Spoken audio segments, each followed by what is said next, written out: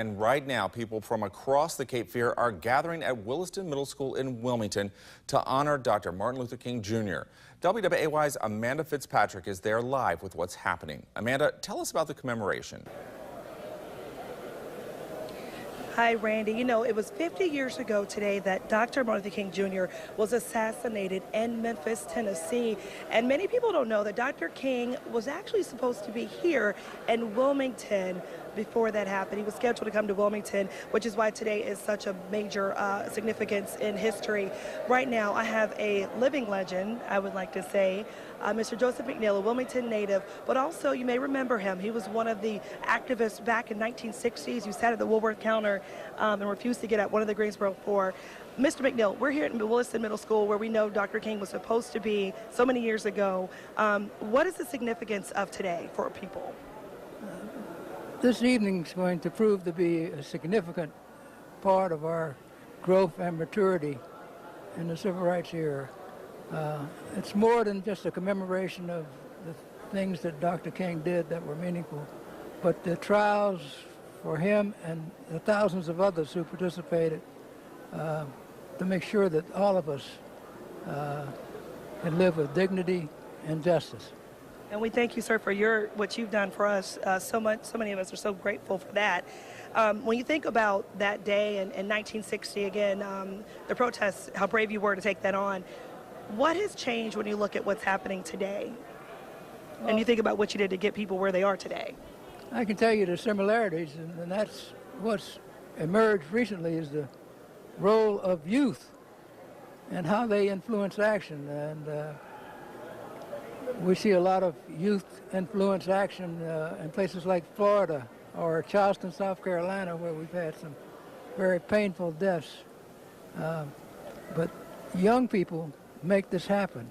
It's just like 50 years ago, it was young people who sat at the lunch counters.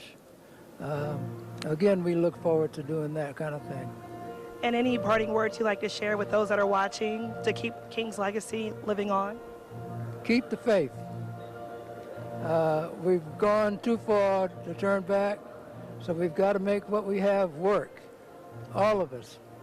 Absolutely. Okay. Thank you so much, Mr. Mcneil. I want to chat with you a little bit later, too, as well. You know, we are here at Williston Middle School. It used to be high school at the time.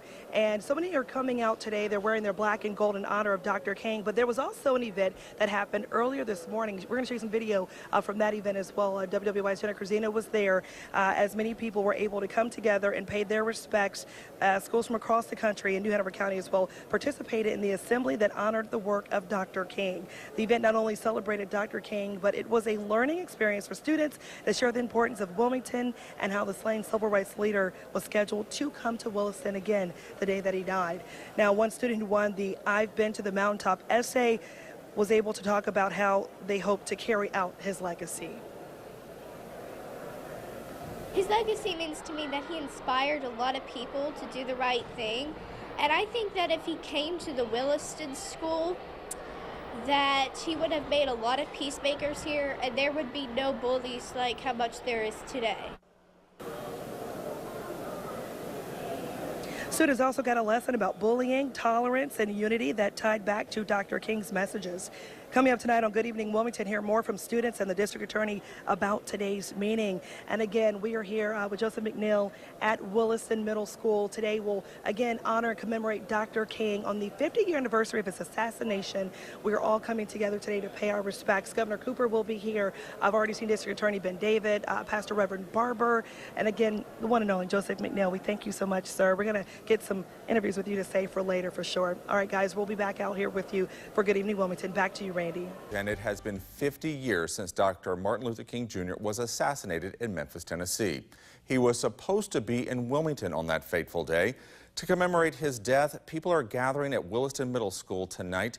Our own Amanda Fitzpatrick is live with why Williston is significant and the connection Dr. King had to the port city. Amanda? Randy, it is so hard to believe that it's been 50 years since Dr. King was assassinated. Again, as you mentioned, he was supposed to be here in Wilmington, a fact that many people from this community know. A lot of people outside of this area are not familiar with that fact, but they will know now. We're at Williston, now middle school. Then it was a high school when you attended. Barbara Kamara, tell me a little bit about just what it's like coming back to your old school and for this particular reason, honoring King. You know, it's very refreshing coming back at this particular time because I think over 50 years there are a lot of people who don't know the history. And so having the city come together with the school system, with the broader community and engaging young people, that really excited me this morning because they are learning about history that happened right here where they are currently in school. A good point. We're going to show you that story in a little bit about what we saw with the young people earlier today. Now let's talk about Dr. King's message. Now when you think about it, he was supposed to be here just a few days before. He was invited here to come and help with the civil rights issues that were happening here in Wilmington. But what's also sad that I've learned from Isla Speller over at the museum was that Dr. King, when he died and was assassinated, people had planned to come back to Williston at 3 o'clock to honor Dr. King and have a memorial, but the curfew was put in place by city leaders then that did not allow for them to gather. So this is kind of like, for some people, a real first-time recognition by the whole city of Dr. King's death, right? Right, that is true. And I'm glad to see that there are a lot of people engaged. But this is just the beginning of what should happen as we move to the next 50 years so that we better educate people, but also that we begin to work on those issues that Dr. King talked about. They were here 50 years ago. Some are still here today. And, you know, she's from this area, not to toot, I know you don't want to toot your own horn, but she's working as delegate over in Africa. She's worked so many years doing so many things to so many politicians in D.C. So you have an impressive resume. What can you tell the young people that are watching about what you can do if you live the dream that Dr. King sacrificed his life for? The thing is, you have to do your best to be your best first. You have to also pay attention to what's happening with education, and you have to also be willing to be a risk taker and have courage. Dr. King had all of that.